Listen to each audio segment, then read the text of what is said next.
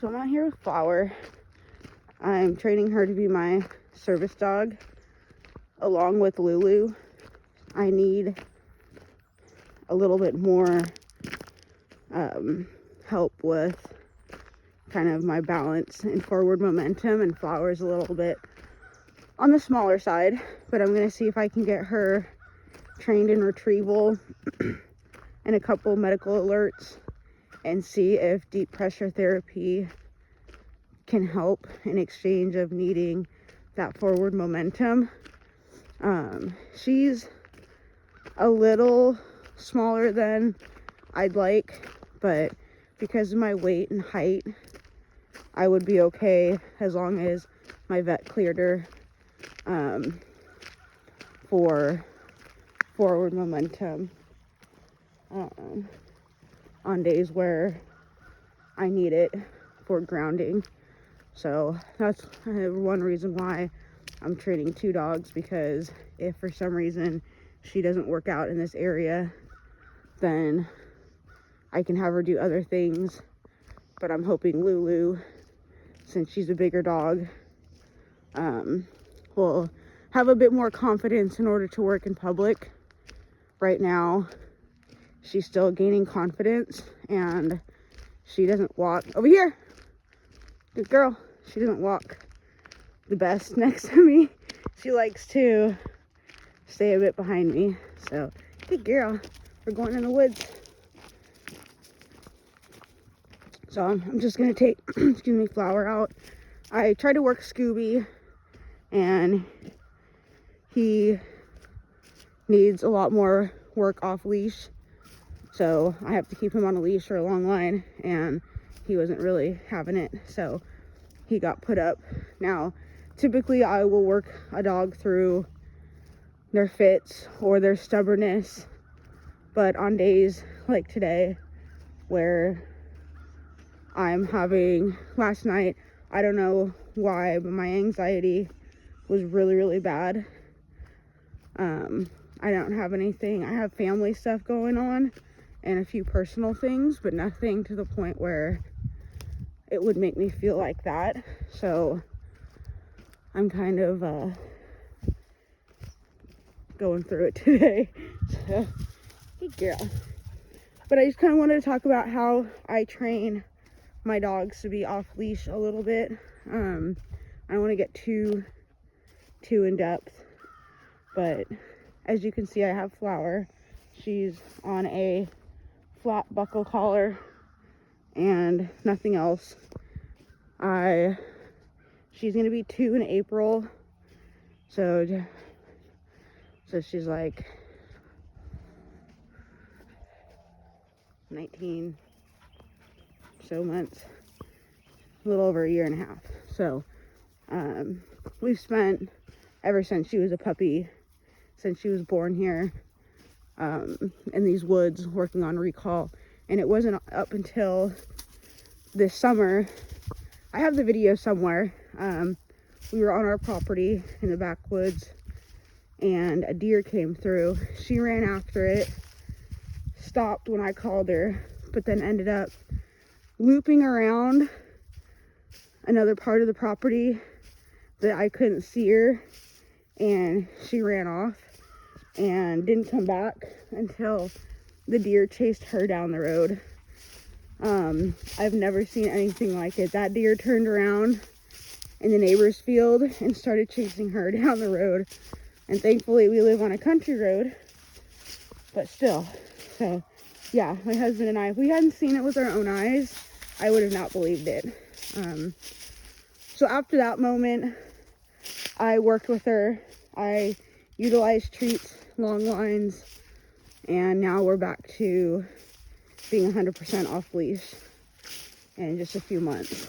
So with her, it was just being consistent and allowing her the freedom and the time to learn and mature. So if you have a dog, I know people utilize e-collars, I don't. So you can choose what you want to do in that aspect. But I personally just work with them using treats and then verbally correcting them with to keep them from going off too far. So for example, if I didn't want her going farther than where she's going, then I would be like, stay close, or that way she knows that's a no-no.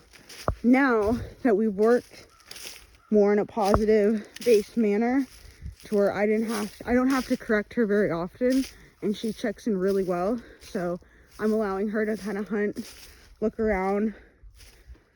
Her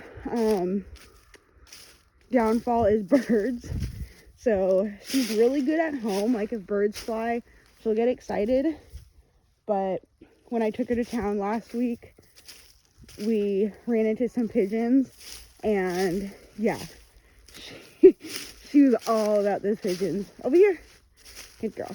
And that's another thing, is if you notice her staring, a lot of people don't catch their dogs at that moment or before that moment, and that also will hinder your training, because if you're not watching your dog, whether you have a tool or not, they're going to learn this way. Good girl. They're going to get in a habit of either ignoring you or testing the boundaries. So you have to be consistent, not only in your outings, but how you're working with your dog. Now, I'm not saying you can't raise your voice or tell them no if, they're doing something they shouldn't, but then they're not ready to be off leash. So that's where I am on the fence with e-collars being used for recall, because it hinders sometimes the dog's true ability to learn and understand. So that's just something that I personally think. So from my experience, I've been in rescue for 16 years, so a lot of my training has been, yes, positive based, but because I've worked with so many behavioral cases, severity levels all over the place, my approach sometimes is a little different because of my background. But with my service dogs and pet dogs, it's as positive based as possible, because you can do so much with the dog as long as you understand them and give them what they need. So I tried to do scent work with her 2 days ago, and she was not interested at all. So it was a blood sugar, and I don't really need blood sugar alerts, but because I've been having symptoms that have been affecting me day to day, I'm wanting to at least get samples and test for when I do go to the doctor. And I had figured I would just go ahead and see how she did. I'm also going to try and work with Lulu and Scooby and see if whoever, catches on to it, because they can still help me at home. You don't always have to have a service dog go out in public with you, although it is nice to be able to have a dog to do so, for good girl, the purpose of helping you in those areas. But I'm mostly needing heart rate alerts, so I have a sample that I thawed overnight, so I'm gonna let it sit for a little bit longer, because I'm going to eat.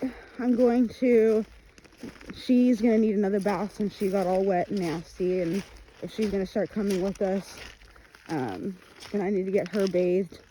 And then I'm gonna try scent training again with her before I feed her this time, because I did feed her the other day first, so she wasn't too interested in taking the treats too much. So I just did verbal praise and